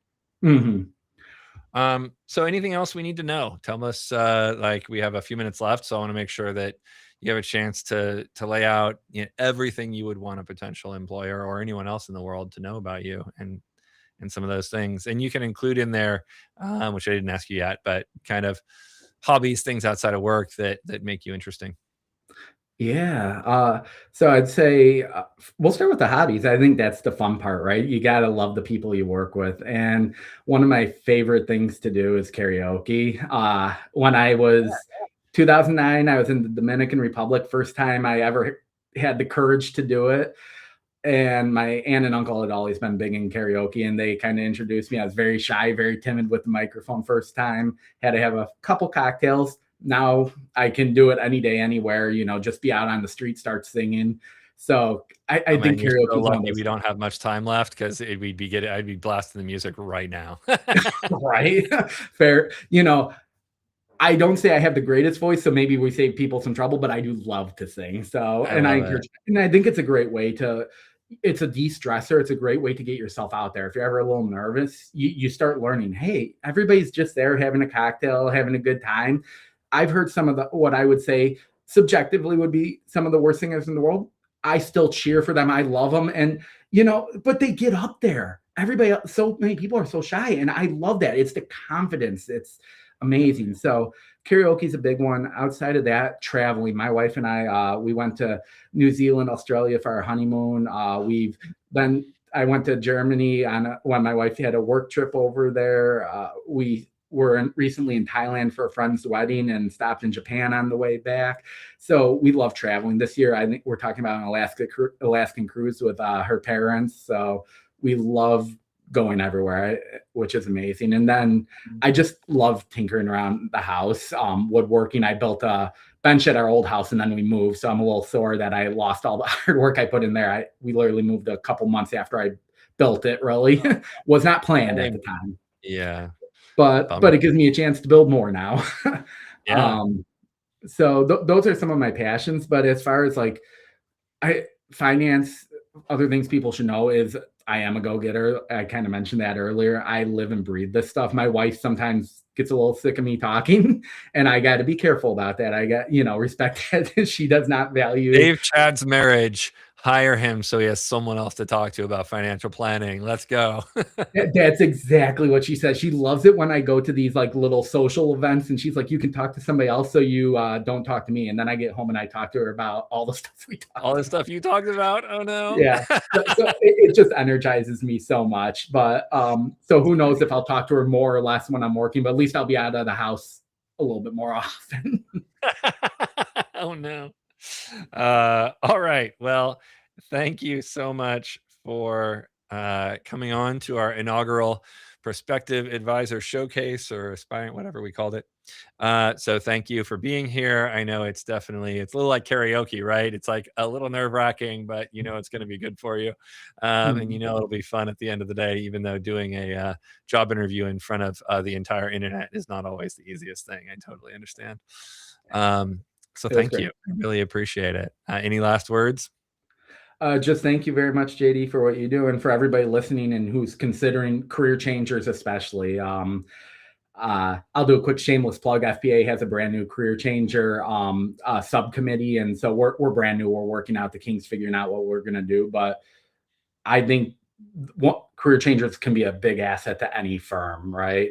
And students as well. But like, we come with a lot of experience. We're older. We've lived a little bit more life. And I think we can dive right in. So thank you all for listening and, considering career changers in general. All right. Thank you, Chad, so much. Thank you. Thank you. Thank you. And Thank you. You'll disappear at some point here soon. Bye. Hello, Aaron. Nice to have you on the show. Welcome to the show. Hey, thanks for having me. Excited for this. Of course. Me too. How are you doing today? I'm doing just fine. How about you? Excellent. It's days where I get to do this kind of stuff are my favorite days for sure. So it's always a good day when I get to talk to people out in the industry and help people find some work. Well, let's start by just having you introduce yourself and tell us your story. Sure. Well, thanks to Chad for kind of teaming me up for this, because I am a prospective career changer. Couldn't have scripted that better if I tried. I am currently a teacher. I'm a music teacher. I'm an instructional technology coach for other teachers. And for the past year and a half, I've actually been doing some AI consulting, where I do presentations, paid workshops, training on AI prompting, stuff like that. But my interest in all of this started about 11-ish years ago. My story has kind of a 1, 2, 3, go pattern. Right, where the first thing was, being in my young 20s, my first job. Can I move out of my parents' house? Can I get my first apartment? Can I buy a car? Can I buy an engagement ring? Right? All those sorts of things. Going through my budget and realizing, wow, how different would my life look right now if I didn't have this $400 a month student loan payment on my budget? The single greatest money lesson I think I will ever learn in my life just came from the mindset and the realization of how different that would be in the fire that lit under me. So that was one. Two was a very typical teacher sort of experience where you're young, maybe you don't start your 403B right away. And then you have someone who knows their guy that they hook you up with, a salesperson from one of the big vendors. So I went to this guy's office. All I knew was, I'm young. That means I should invest aggressively. So he hooked me up. Whatever it was, what it was, didn't think about it. Number three, a few months later, I got, for a 23-year-old, a really, really big tax return, $2,000, something like that. And what do I do with this? And like any good child of the 90s, I went to all-knowing Google. And that's when the go button was hit, because it did not take long before I went down the rabbit hole. I was reading The Intelligent Investor, Richest Man in Babylon, Rich Dad, Poor Dad, Boglehead's Guide to Investing. I got on the Bogleheads forum. I was reading Morningstar, Wall Street Journal, Barron's, following Dave Ramsey, The Money Guy Show, absorbing all of this personal finance and investing content. I then realized, a couple months later, looking at my 403B statement, what's with all these fees? Why do I have so many? Exactly. Yeah. Why do I have so many of the funds in my portfolio? After reading Boglehead's Guide to Investing, I'm all about simplicity, 3-fund, all of this stuff. Why do I have high yield bonds? It doesn't make sense for me. And this is when I learned what a CFP was. And through the CFP board, I actually found a local financial planner that I made an appointment with to help me, move my stuff over to Vanguard and set up a new 403B. I was so out of place in this guy's office that the secretary looked at me like I had 3 heads when I came in and said I have an appointment.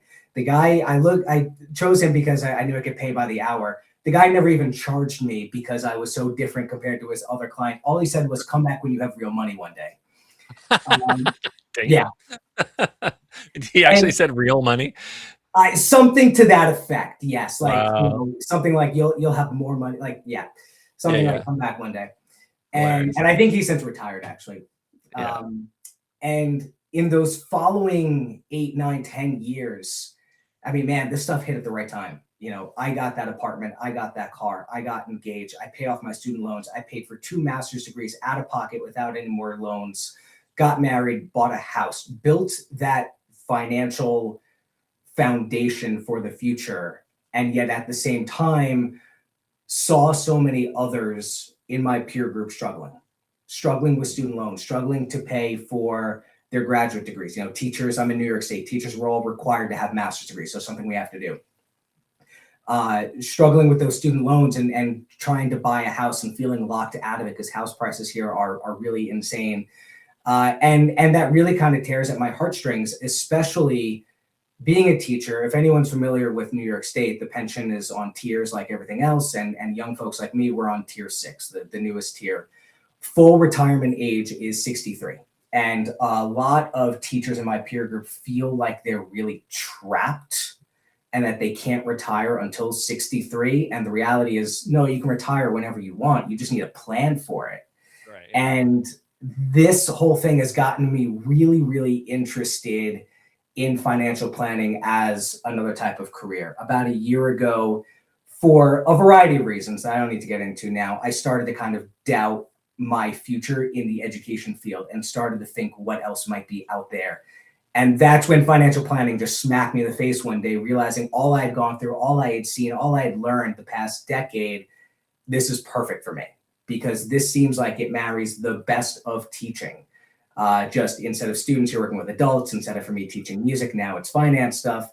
But it's all about those personal relationships and teaching people and helping them to grow on their own individual path.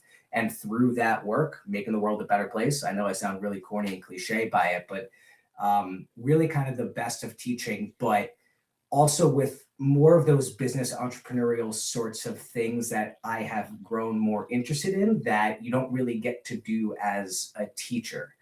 So over the past year or so, I've done a few things. I got the Series 65 license. I did the Amplify Planning externship where I first came across you.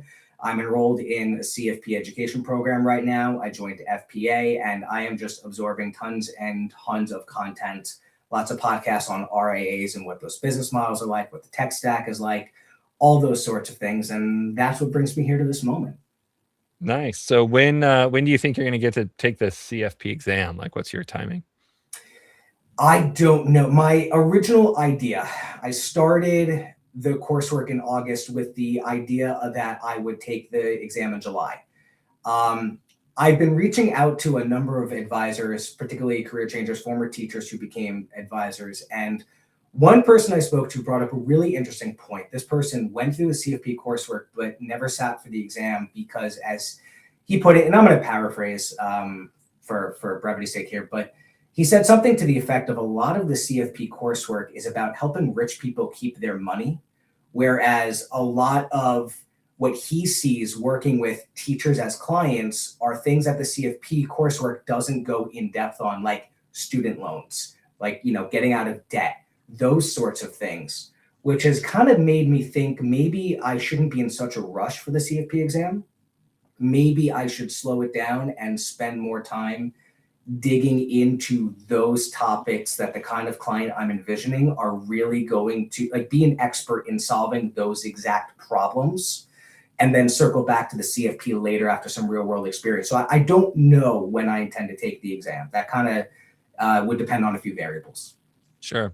Well, my advice is get it done because I agree with you conceptually.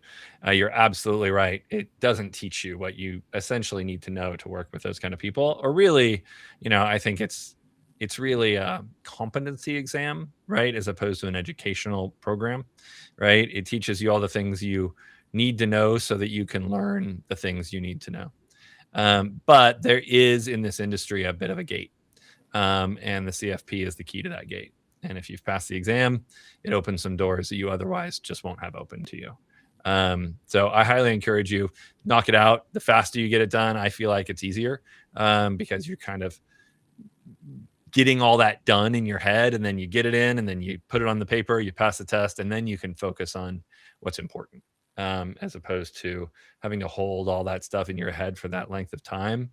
It's one of those, I'd say the same thing if it was the CPA exam or any other kind of certification. They're good and to get done because it does open doors. So for what that's worth. I appreciate that. Thanks. So for when are you available to work? I know you have a job now as a teacher, and you know the CFP exam is probably a little ways off, if not uncertain. But what's your actual employment plan in terms of when you're available to be hired? If I could wave my magic wand and I can get the exam done in July and pass that and start something new in August, that would be truly wonderful. If there's an opportunity that were to arise earlier, that would be really enticing. During the school year, I would have to give my school district 30 days notice. Okay. So a little bit of a time buffer there. Gotcha. So a month away is definite, but your preference would be to start full time in August with maybe a little stuff before that, just in part time here, getting started, getting to know you, but really starting full force ahead, starting August after the school year, and you've had a chance to kind of settle and then start your new thing. Yeah, exactly. Great. Good to know. And in terms of location or relocation possibilities, if it's not a remote position, what's available to you in terms of where you can work? My region is Long Island, New York. In Long Island. Okay. Yeah, on Long Island. If you know, you're on the island, not in the island. Okay. All right. Yeah. That's a thing here. Sure. Relocation is not an option for me, unfortunately. Right. I am, Happens. a train ride outside of New York City. That is something that I would consider if be going maybe a couple of days a week, but 5 days a week commuting into the city, I would really rather not do. That'd be a lot. Yeah. But Long Island is the region. Right. Or maybe for the first few months, you might be able to commute into the city 4 or 5 days a week, but not long term, right? It would drain you eventually. Yeah. A lot of firms are like, we want you in person for a little while, and then we're willing to let you go a little freer at that point. Sure. Yeah, I'm not ruling anything out. The right opportunity is the right opportunity. Sure. But ideally, it'd be something on Long Island. And I got that. I didn't mix it up again, right? It's on. Okay, perfect. All right, now I'm savvy. I'll be talking like a native soon. So what are your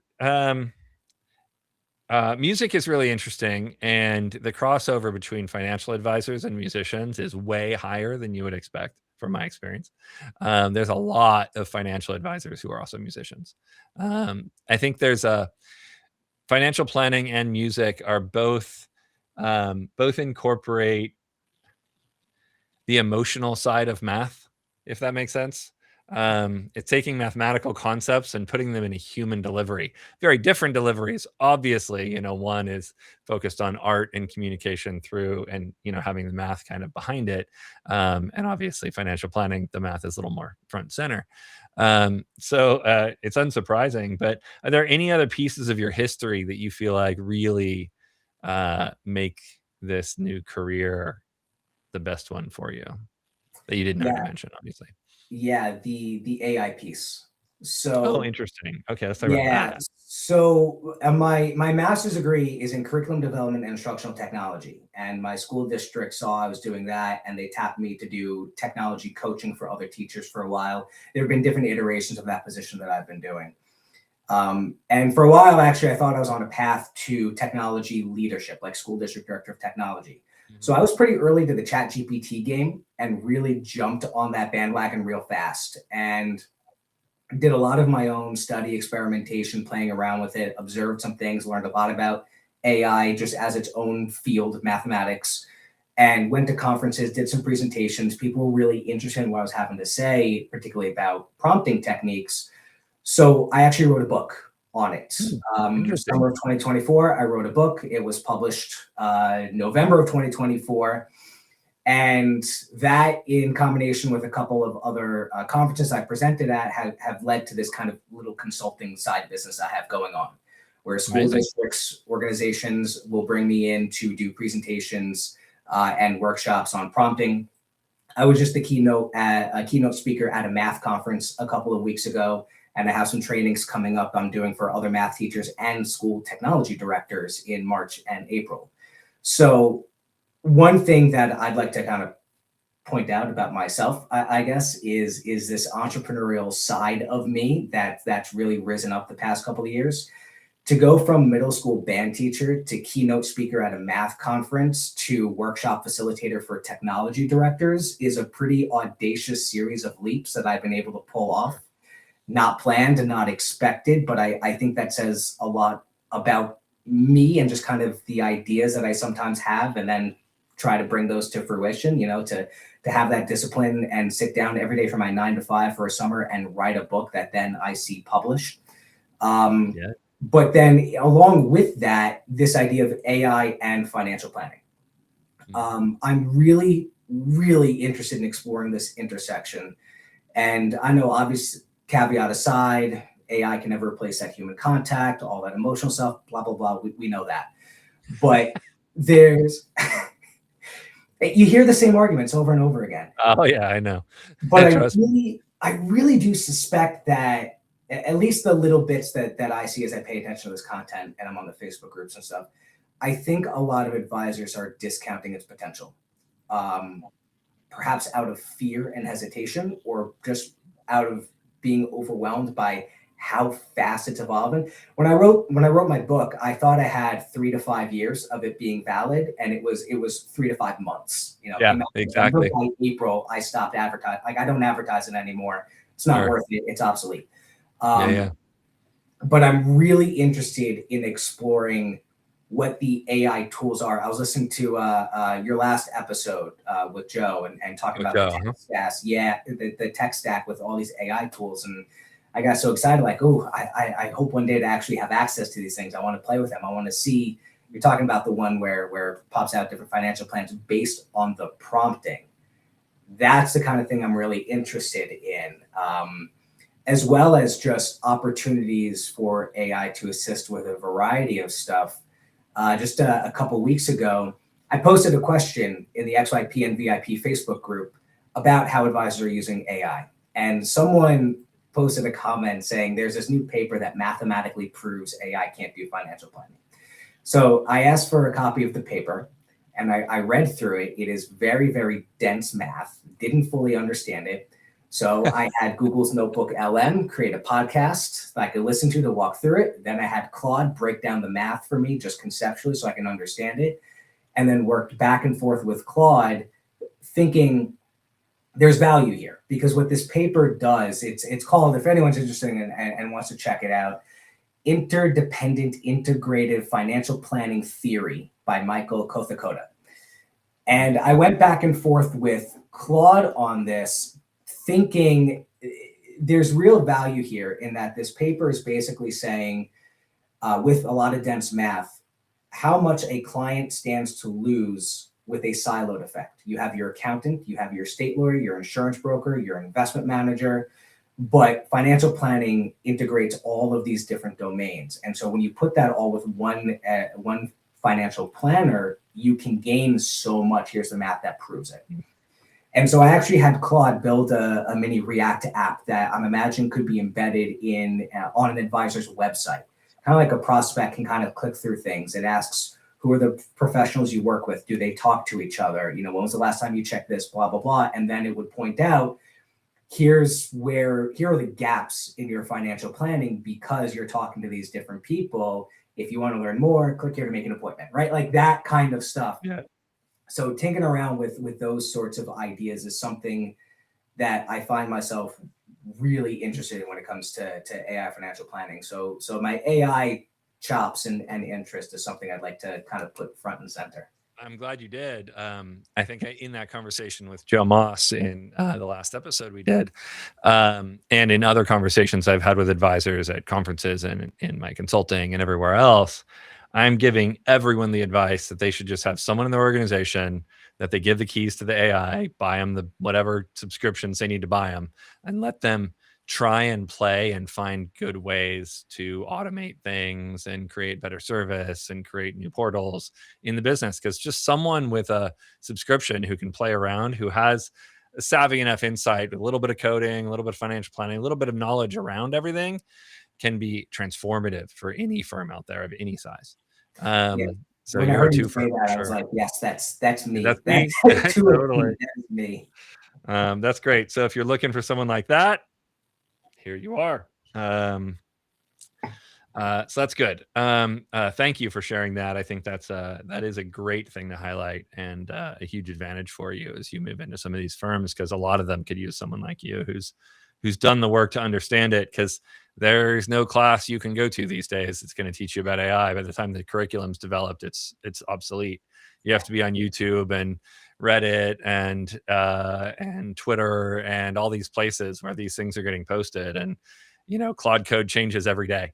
Literally, there's new things. It's hard to keep up It's a full-time job on its own, staying up on to its date. own. Yeah. Honestly, yeah, you gotta be passionate about it, because it's changing so fast. So coming back into the financial planning world, because we can talk about AI all day, right?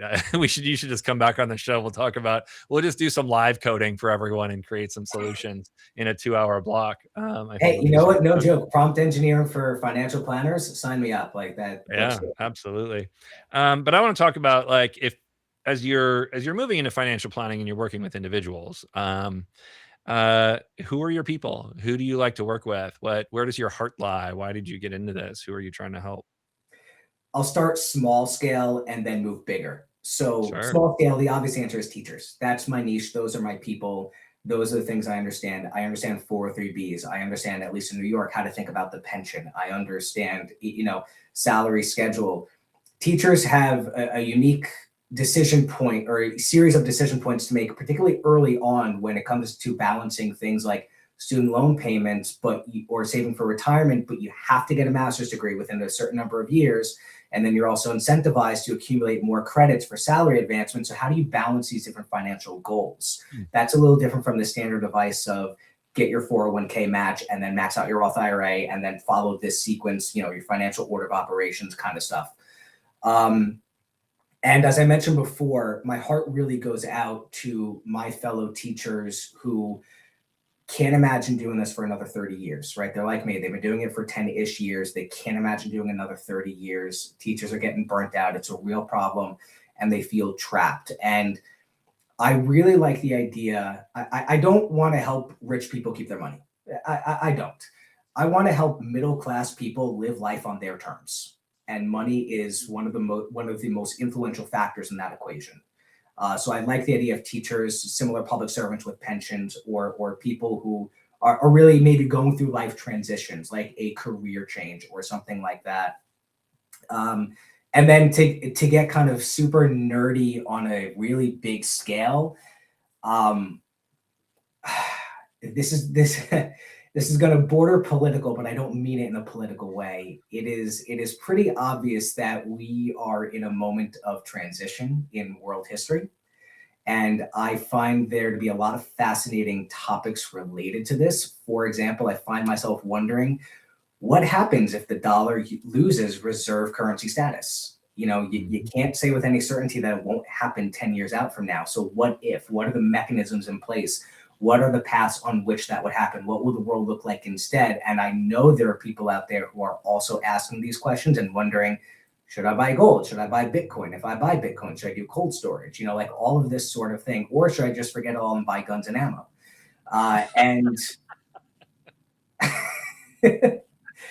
I did, but let's be real. And so I kind of like the idea, though, of a community of people who are just trying to figure out, what will the world look like in 20 years? And how can I keep my lifestyle robust and resilient, or take advantage of anti-fragility and chaos and like stand to benefit long term? So a variety of different things, but those are the kinds of the people and the kinds of topics I find myself really interested in. Amazing. That's fantastic. I've asked everyone else, like, what their ambition looks like, and are they fast starts, are they slow starts, are they going to run really fast to be as successful as possible as soon as possible? I'm not even going to ask you that, because I think everyone gets it at this point. So I don't think that's going to be a mystery to anyone that you are going to be a hard charging person who takes initiative and just goes for stuff. I think is pretty clear from my perspective. But you have any short things to say? If I'm wrong, you're like, no, actually, I'm really chill. Like, I don't buy it. But what do you have to say about that? I guess I'll leave that as is. Yeah, okay. Cool. Yeah. I think it's pretty clear. You have Aaron on your staff, and you're gonna have to hold him back if you don't want him to start, transforming your entire organization through some combination of AI and other higher level thinking. So, Or I'll just Aaron, eat up half your day asking you questions about stuff related to those ideas I have. sure. Yeah. I love it. We could stay on here for hours talking about this stuff, but going to move past it. In terms of technical areas, what are the areas that really provide fascination for you, and what are the areas you kind of find boring? Well, with the caveat that I have not gone through all the CFP coursework yet, even though I've been exposed to a lot of stuff through the externship and I have the Series 65. But I find investment planning is I feel like with investments, for most people, the kind of people I imagine working with, you only need to know so much. And then like, I'm not going to be doing derivatives trading and options and stuff like that. I don't have interest in that. 3 fund portfolio. You already talked about being a boglehead, so I think we can kind of have a sense of your investment philosophy. But I like the idea of retirement planning and with investments in terms of balancing different kinds of accounts and asset location and stuff like that. I like the idea of life transitions. I like the idea of helping, right? If I'm successful with this career change, I like the idea of helping other people go through career changes as well. The idea of the sovereign individual and how, we won't have that 40-year career. We'll have 4 different 10-year careers or something like that. Yeah, sure.